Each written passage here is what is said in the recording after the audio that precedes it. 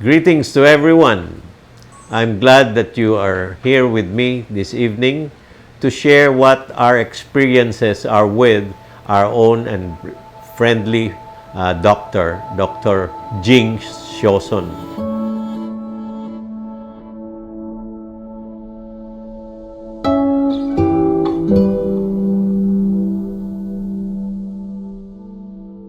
Dr. Siozon was one of my early residents in surgery. I remember when I first came in as a very young boy, and he was a very good student. I think he really wanted to become a doctor since his childhood. As a student, he was really very studious. Talagang gusto na niya yun ever since. Kahit nung nasa med school, sabi niya gusto niya maging surgeon. Well, he was very much interested in surgery. That's why he went to surgery. The earliest memory that I can recall with Dr. Siozon was when I was an intern here in St. Luke's, and I was the intern assigned to assist him. When I came to St. Luke's Hospital, then it was the name, not St. Luke's Medical Center, to look and train for my training in general surgery. He was then 37 years old, Dr. Siozon. Actually, I was not introduced to him, or he was not also introduced to me, and he was already well known at that time, one of the well-known surgeons. So I knew him during my fellowship training. The first time I met Dr. Siozon, I never knew that he was that a big person actually, or his persona, so to speak, with the institute.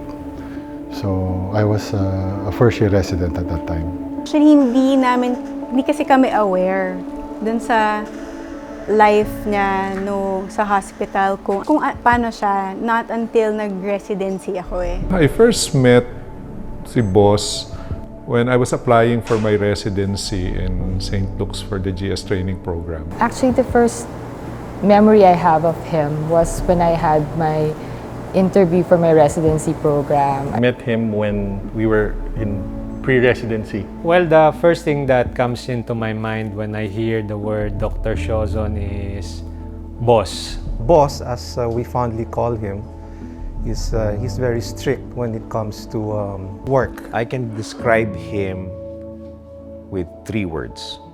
Make it 4. Serious, strict, stern. Dr. Siozon. Hi, I'm Kate Siozon Bueno, daughter of Dr. Menandro Siozon. I am Maria Obi Siozon, wife of Dr. Menandro Siozon. Well, I'm Olive. I'm the youngest, and I'm the mother of Ziggy. Hello, I'm Don Didizon. I'm Heidi Perez Tatco. I belong to batch 2011 in my residency training. I was also a graduate of the hepatobiliary program. I'm Maria Cecilia Pagdanganan. They call me Marcel. I'm Dr. Augusto Reyes Jr. People call me Gus. I am Dr. Cecilia Payot. Hi, I'm Dr. Darwin J. Mendoza Inchong. Henry, Dr. Henry Esguerra. I'm Dr. Victor Gozali. My name is Noel Belay. I'm from the anesthesia department. I'm John Richard Nunez, presently the head of the Institute of Surgery. This old man is Dr. Augusto Gutierrez Reyes, Sr. I'm Dr. Achilles Gomez Bartolome.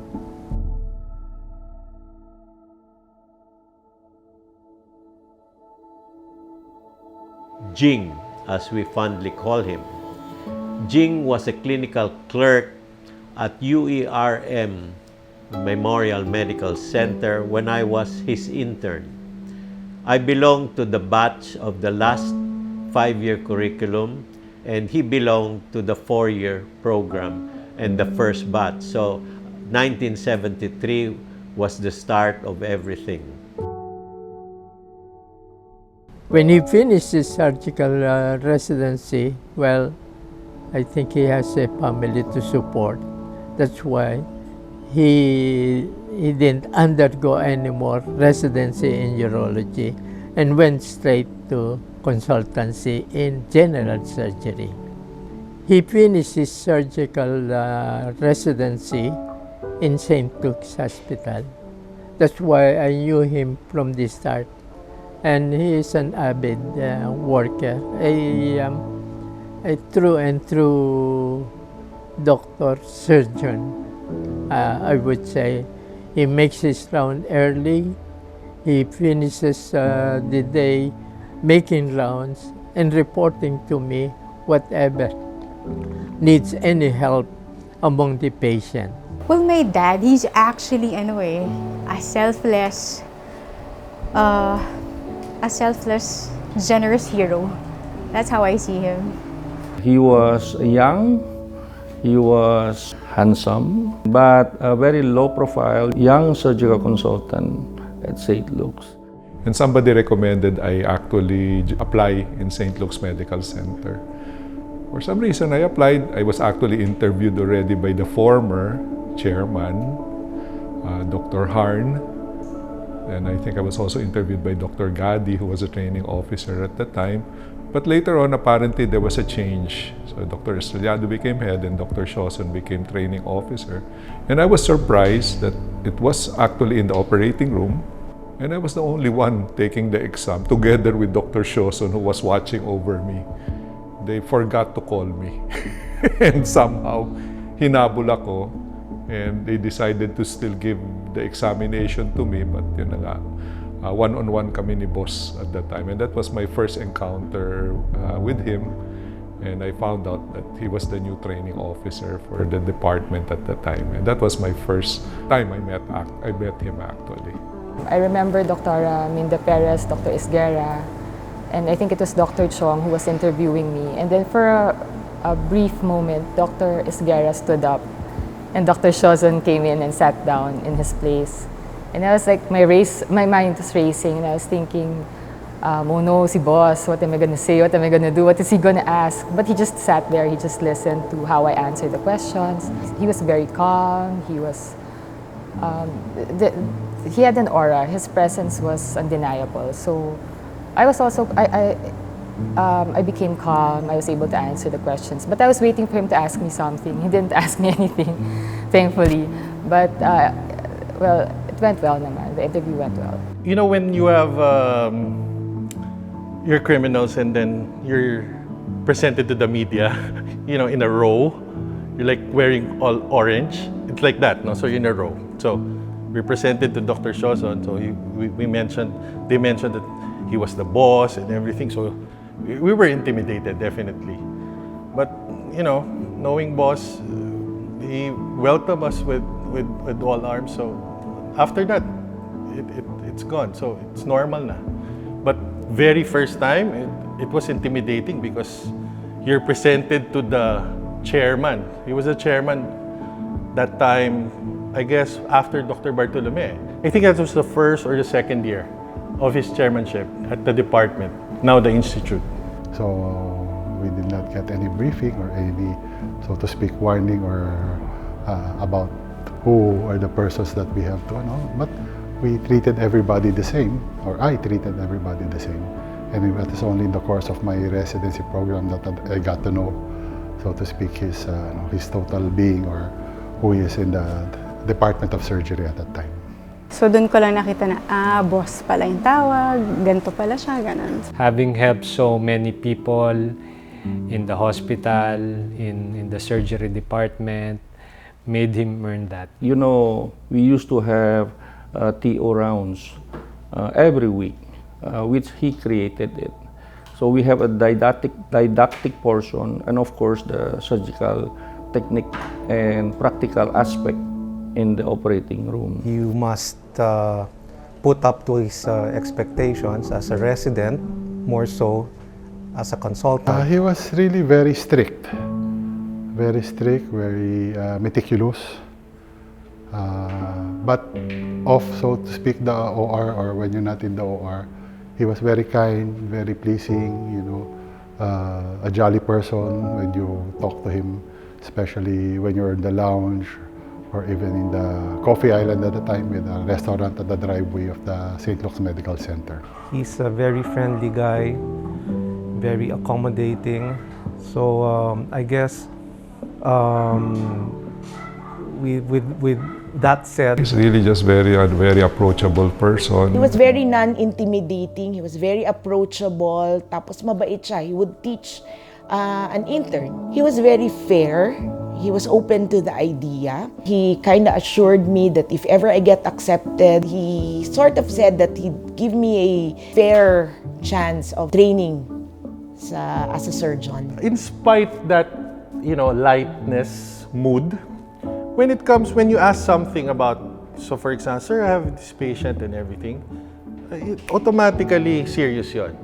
So that's the kind of person, this is what you do, this is ganyan. So that's why I'm telling you, he's a balanced type of person. It's not too serious, but it's not too lazy also. So he got that balance. That's why he's a very good companion. He was actually probably by word of mouth.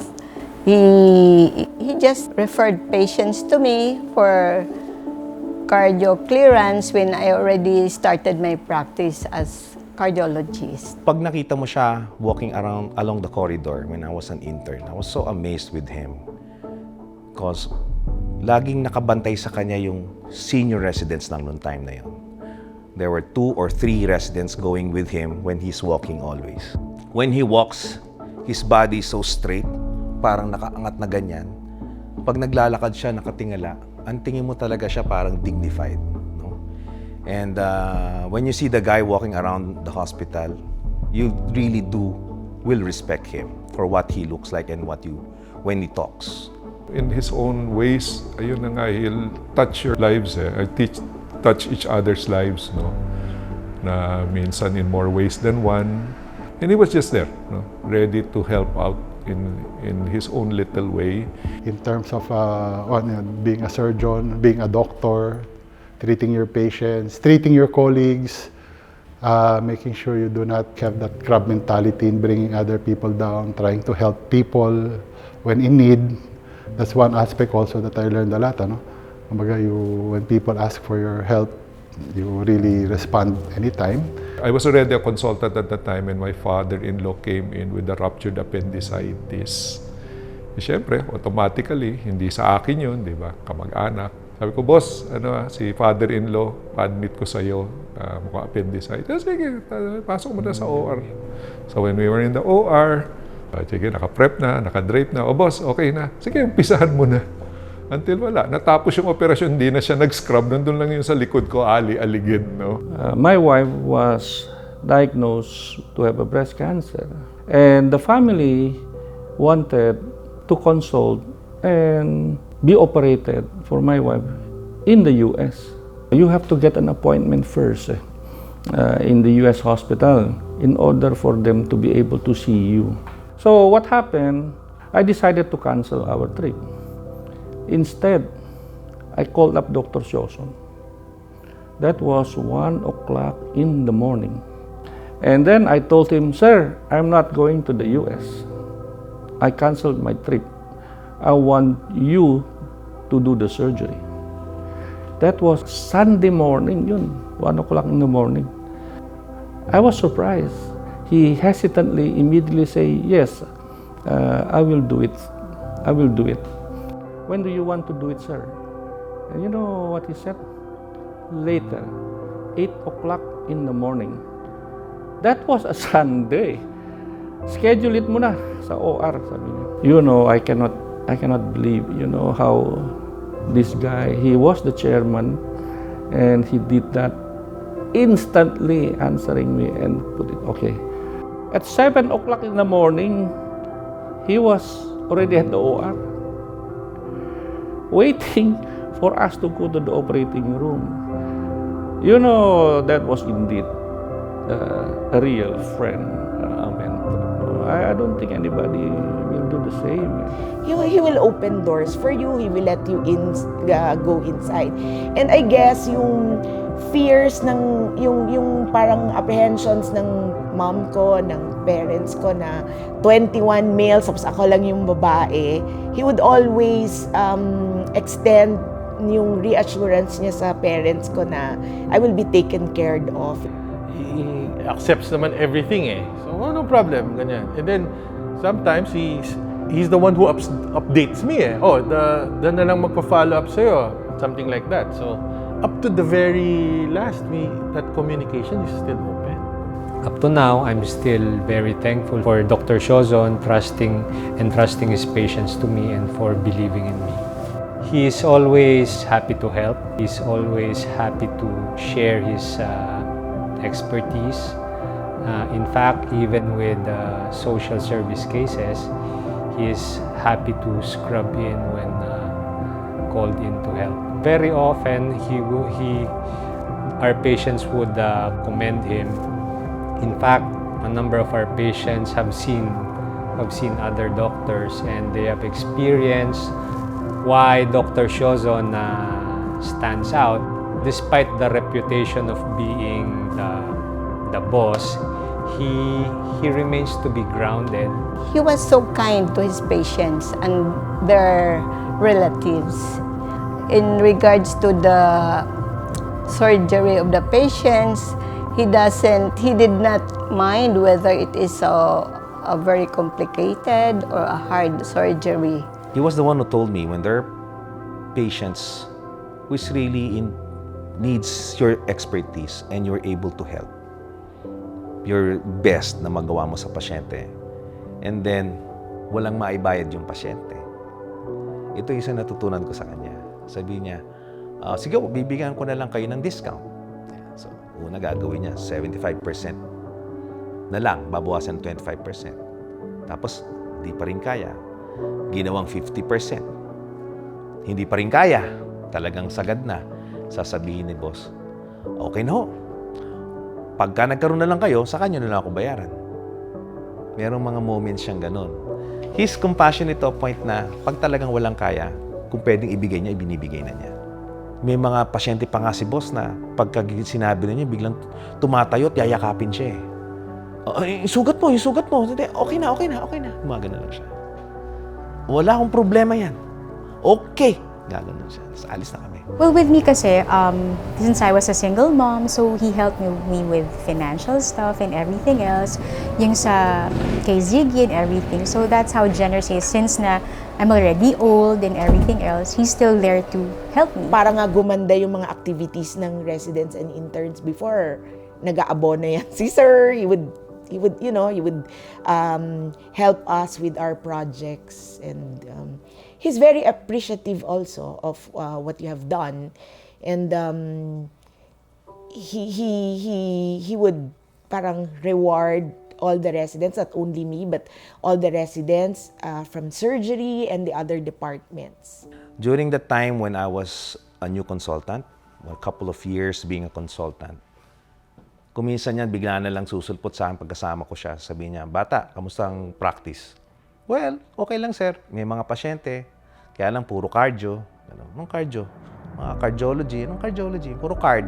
Yan. Walang kita, puro papel, ganyan. Paano na yung wala kang kinita today? Meron, okay lang yan sir. Ganyan. Biglang bubunot yan. Lalabas ng pera. Bibigyan ka ng 1,000, minsan 2,000.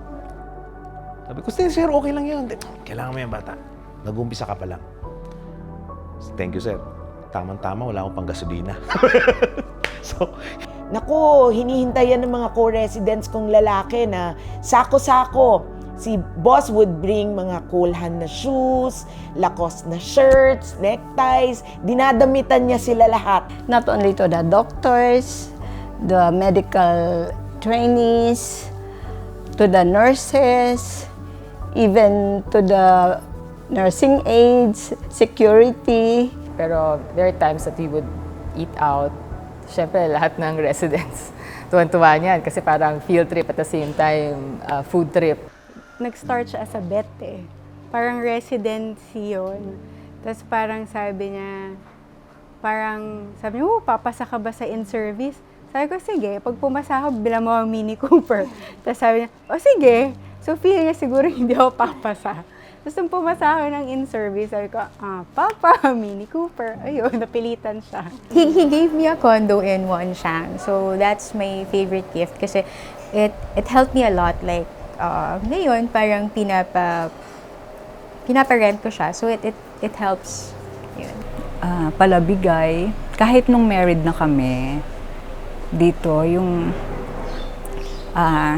he sees to it that we provide for. Generous na in terms of, kasi spoiler siya eh. So, meron siyang tendency na to show yung affection niya is giving gifts. So, doon niya ina-equate yung affection eh. Sa kids, sa mommy ko, sa mga apo. He goes to my room and asks how I am. Well, he's really kind and he always shares his stuff to me. Him being able to share what he has with his others, I think what led him to grow as a doctor as well. And I also want to inherit that so I could also grow like him. Thank you for supporting me since I was a kid. Bakit siya masyadong generous sa mga consultants like us? Because ang sabi niya, he experienced it also during his time when he was starting also. And his mentor during that time, his Dr. Siozon during the time when he was a consultant, is Dr. Achilles Bartolome. Si Achilles Bartolome always gives him money. Pagka nakikita ni Dr. Bartolome na parang, syempre, kapos, biniabutan siya. So he got that attitude through him. One thing that most probably I imparted to him is to be always good to his fellow mates and not be any harsh or put them into shame, and always tend to his family always. That he is very friendly. He was there always for the meeting, weekly meeting. And whenever there is any problem, at times he comes over and tells me about it. It's always concern for the patient and the co-resident. He was also caring for the welfare of the co-resident. He has a different attitude in terms of dealing with people, treating people, dealing with patients, treating patients. Okay? It's really very different when you really get to make rounds with him. When I was a resident, even when I was a consultant. So I think yung ugali niya talaga na being a total person, holistic. My term is the holistic person. Still being holistic. Best decision ever na sinunod ko siya. Yun, kasi parang nung nag-residency ako, doon ko na-realize na gusto ko pala yung medicine. Tapos na-enjoy ko yung mga surgeries, lalo na pag yung nag-a-assist ako sa kanya, tapos nagtuturo siya. Yun. Well, kahit paano pa rin, no, ganun pa rin yung pagkatatay niya. No? So, you're more at a parang friend level, no? Parang kayo magkabarkada. But nandun pa rin he was still more like a father to you than a friend. Nadamitan niya sila lahat, no?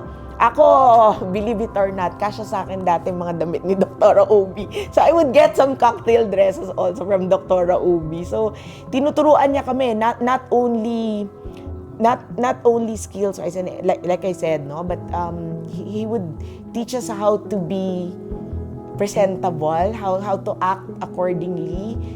Socially. I think lahat pinapansin niya. Parang nga siyang tatay Minsan, parang nangingialam siya, but alam mo naman na ang gusto niya is for you to improve. Kahit haircut, kahit suot, lahat yan pinapansin ni Sir. They all say he's not just your chairman, he's like your dad, he's like your friend. So security blanket all around is covered. I mean, he has everything covered. So I mean, syempre, you're an individual, you're an adult and all that. Pero you know that if you need anything, if you have a problem, there's always boss there for you. Actually, sobrang close kami ni Papa. Parang kahit anong problems or kahit love life, sa friends, nasasabi ko sa kanya. Before kasi, we used to go to dance club with our friends na mahilig din mag-dance. I wanna learn how to dance like him. He's a very good dancer. Dancing instructor namin yan. He actually arranged many of his parties at the time, nung uso pa yun, to be yung mga ballroom types na meron. We go to a place na may mga DI. And yun na nga, on the side, tuturuan ka niya. So, even doon, teacher yan yung pagka-dance instructor niyan. Boss always dances with my wife and I couldn't contribute any. So, I really wanna learn. I wanna be like him. When he's not happy with a resident, I mean, skill-wise, he always mentions, stupid. And that's Roundhouse backing, habang nag-opera siya, yung right foot niya, biglang pumapalikwas, pabaliktad para sipain yung puwet mo pag nagkakamali ka. But he's doing it siguro playfully. Hindi na siya yung kagaya na dati na nagagalit para saktan ka. He's doing it just to tease you. Sinasabutahin mo ako Gaganunin ka. Actually, nadadala niya kasi yung pagiging surgeon niya dito sa bahay. Di ba sa OR, pag gumanyan siya, alam na ng nurse. Pag dito sa bahay, parang gagana na siya. Tapos parang kami, papaano? Tapos magagalit siya, hindi mo pa ba alam? Ano nga? Kuha mo ang tubig. Hindi mo mawawala yung strictness because he always demands discipline for every person, for every resident in training. Although hindi pa naman ako nakarinig ng praise sa kanya or anything, pero parang siguro ang maano ka lang is yung hindi ka napagalitan. Parang big relief na yun. So sa operating room, syempre, he's our mentor, he teaches you everything. But outside, that's one of the ways, And punta ka sa lounge and nandun na siya sa kanyang kabisera position. Tatat na tumatawag kay boss, nagre-report. Iaabot niya sa akin, sagutin mo bata. Ganun siya, sasagutin ko, hello, Dr. Siozon to? Ganun sinasabi. Sasagot ko, sir, ganun, may report ako, yung patient mo ganun. Daldal lang siyang daldal, ginaganon ko kay boss. Ginaganon lang niya sa akin. Tapos, okay, alright. Tapos bababa ko na. Sir, ganito daw, ganito. Ano daw, problema ba? Wala naman, nagre-report lang. Sige, good. Tapos pagdating namin sa ospital, sinabi nung dumadating, sir, nakapuntahan ko na yung pasyente. Anong pasyente? Yung tinawag ko sa'yo kanina, kausap kita. Hindi mo tayo nagkausap pa. When you're in the operating room, and you're assisting him, always remember, two-hand technique. Never do a single-hand technique when you're doing the tie. So at that time, we want to impress him. So meron pa akong pairi-iri nung binababa ko yung suture. May pag-ganon-ganon pa ako. Pero nung natanggal na ganon, nakita niya na yung aking knot was around siguro above the stump. So hindi siya talaga nandun sa stump. So maluwag in essence. Sabi niya, ikaw talaga. Hindi ko sabihin yung word na sinabi niya. Pero sabi niya, may pairi-iri ka pa. Dr. Siozon, when you know that you're doing fine, he will really, ang term niya, ayos ka bata, pwede ka na. Sorry sir, first time ko So sige, okay, hiwain mo na. Hindi, paghiwa. Saan ko hihiwain sir? Sabi niya, dito, yan. Okay, sige. Ginaid niya yung arms ko.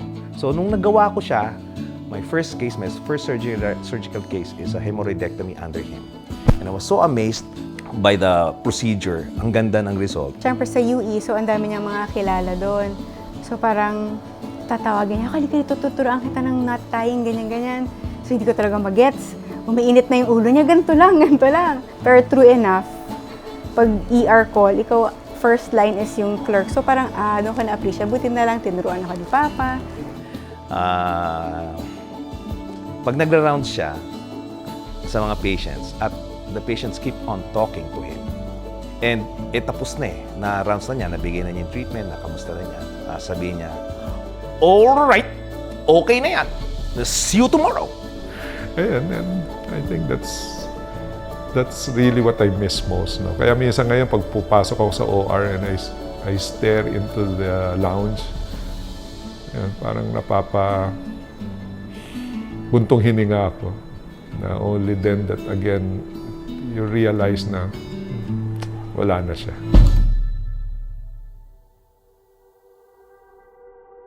Well, it's a big loss. Most of us are actually are still dependent on him.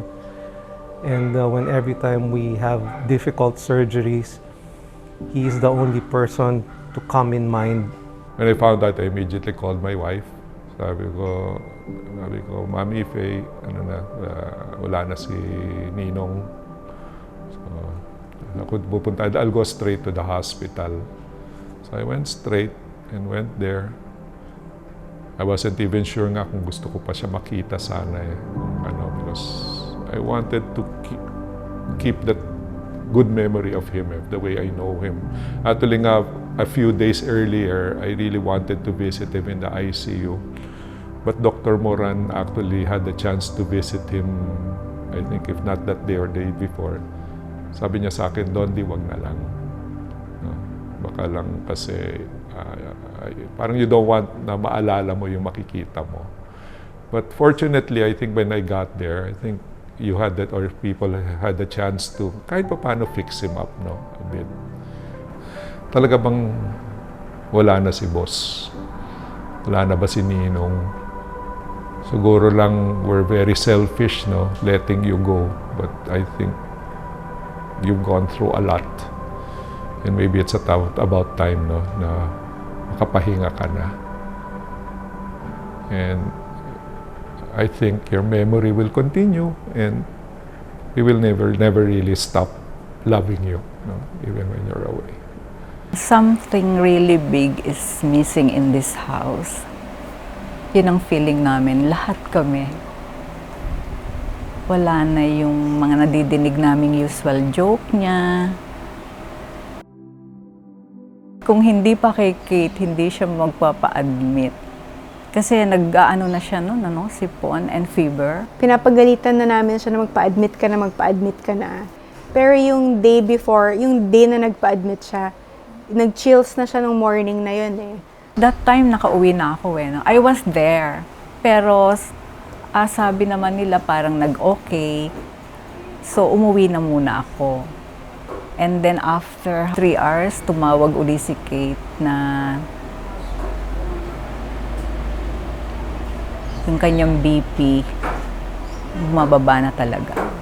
Nung na-extubate siya, parang sabi niya, ang hirap pala nung COVID. Yun sabi niya. Tapos nagkwento siya na during nung naka-sedate siya, actually kay Dr. Bele niya yun kinuwento eh. Tapos kinuwento sa amin ni Sir. Parang, yung panaginip daw niya is yung 1,000 white horses daw, yung pumunta daw sa kanya. Tapos parang may nagpaparade daw through him. Tapos sa end daw nung parade, si Jesus. Tapos parang ang tinatanong siya, ano ba, ready ka na ba? Tapos parang sabi niya, hindi pa ako ready. Huwag mo muna akong kunin. Tapos yun daw yung na-extubate siya. Yun yung kwento niya kay Dr. Belen, tapos kinento sa amin ni Sir. Yung status niya nun, waxing and waning eh. Parang gaganda. Kasi di ba may time na sobrang pumangit siya, yung nag-5 inotrope siya eh. So parang nag-family conference kami noon. So parang for us, hahayaan namin si Papa mag-decide sa sarili niyang katawan. If he wants to fight, then we'll fight with you. If you want to give up, we'll accept it. Pero di ba after the next day, natanggal. So parang kami, okay, gusto niyang lumaban. Sige, go lang. Pero nung weekend na yon, parang tinatanong, yung usual sinasabi namin, pa, pag alis mo, magpa-farming ka na lang. Kasi yun yung gusto niya magtayo ng farm eh. Dati umuoa siya, parang sige.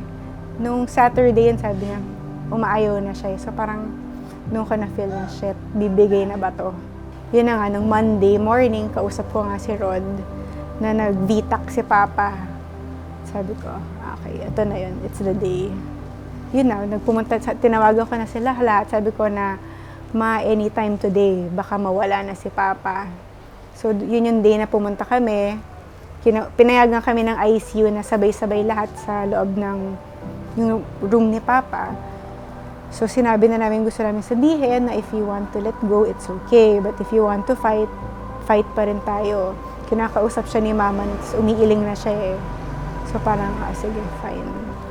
After lunch, tumawag si Rod. Sabi niya na bumabagsak na yung BP. Kasi sila na mama na, nakauwi na. So, ako na lang si Pat yung bumalik. Tapos yun, kinakausap namin siya hanggang sa mag-zero na yung heartbeat niya. Tapos, pero eventually, during that time, dun din namin sinabi yung sa kuya ko. Tapos parang sabi namin na ayaw lang namin sabihin kasi baka mawalan ka ng hope to live. Pero wala na si Jing. I'm sure sinusundo ka na. Tapos parang gumaganon siya eh.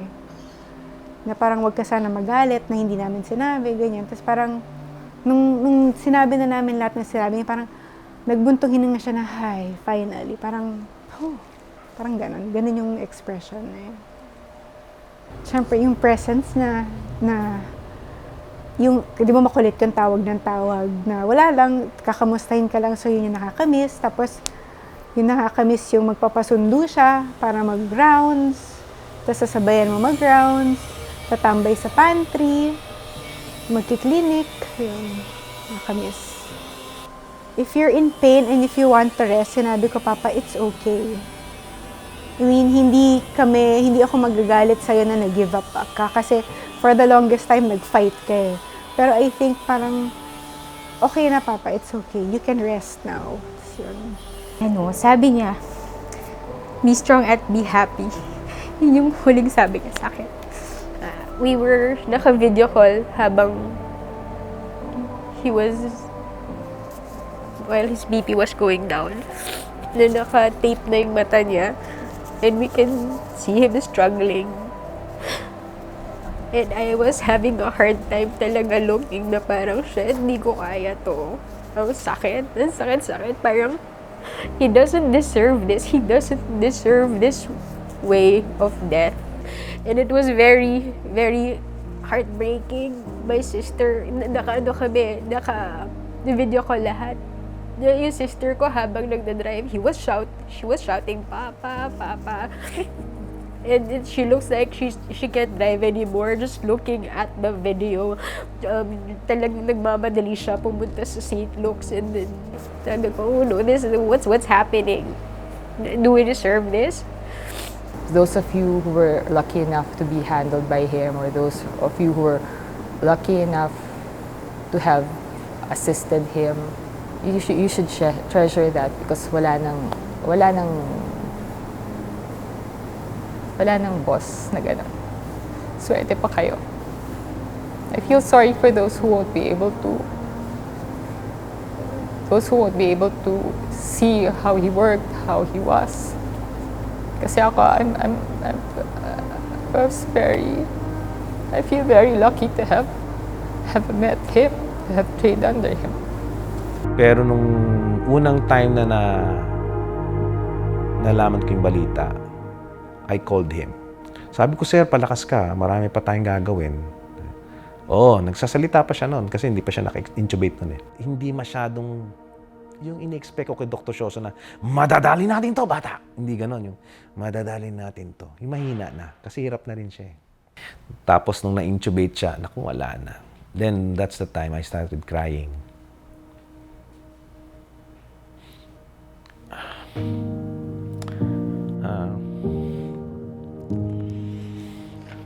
Kasi siyempre pag gano'n, naalala mo na lahat ng mga nangyari sa inyo.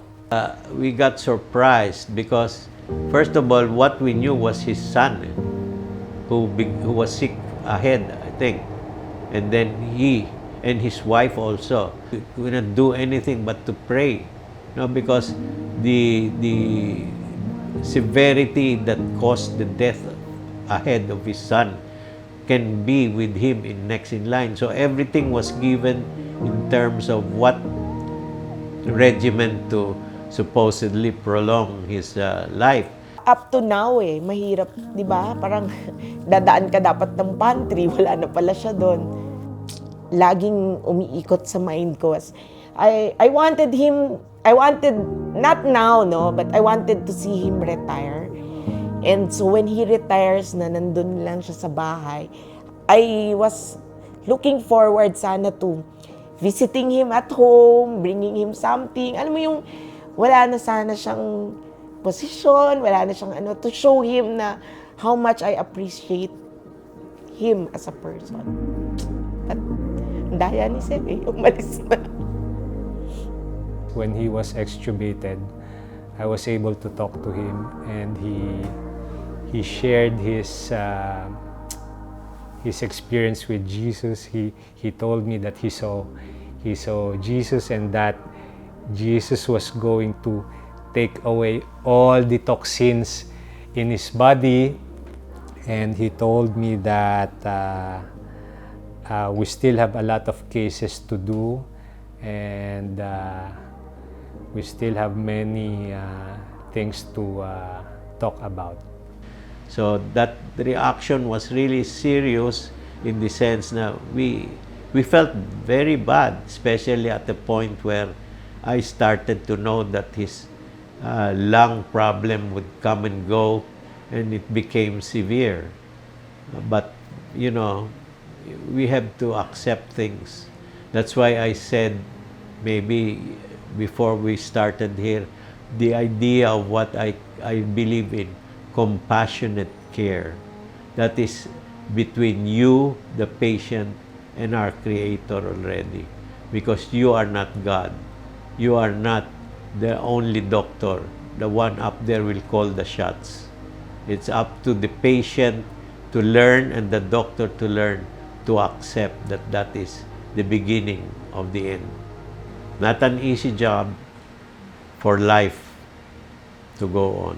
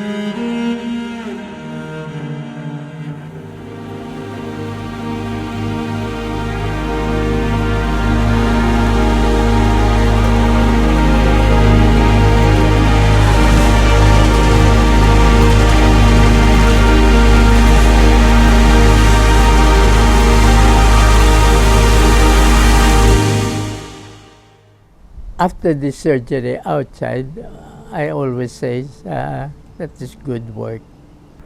Siguro again, there's no one particular incident that I can remember dahil ang dami eh. Marami niyang maliliit na bagay eh. But I think that's really the best way to describe his style, no? And I think that's one important characteristic of a leader, which he is. One word is, he's really, really inspiring. And he was able to inspire many of us, no? To becoming the best that we can be. I'm really proud kasi alam kong magaling siyang surgeon. Ang lagi niya sinasabi is na lahat ng gagawin mo dapat may purpose. Walang no wasted movements. Kung magde-decide ka, decide now, gawin mo na. Kasi pag nakalagpas na hindi mo na mababawi eh. You learn from the best. You learn from the best. That's the best part about being under Dr. Siozon. You learn from the best. The institute, I guess, wouldn't be this big if it weren't for him. I would believe that. Because from the time of Dr. Pasyon, E.G. Reyes, he was there until up to this point. Wala akong nakita sa mga pasyente niya na hindi satisfied on what he did. Parang very grateful, masaya, na-save niya. Na-save ni Dr. Siozon sila. Alam nila na they had a good surgeon. And yung mahirap i-mold yun eh. Yung the way he delivers and he talks to the patients, yung mahirap gayahin ba? And siguro, I can say, every one of us na nag-graduate ng St. Luke's surgery has bits and pieces of him with us. May mga quality si boss na naiwan na impinge dun sa mga residents before na consultants na ngayon. It's more for me, it's like being a servant leader. That's my term or my closest description to what he has done actually for the Institute. We all know kung gaano siya kagaling mag-OR, minimum movements, minimal yung movements niya, tapos parang ang dali-dali sa kanya, para siyang may mata sa dulo ng fingers niya, di ba? Mata and scalpel, he would be able to do everything very fast and very efficient.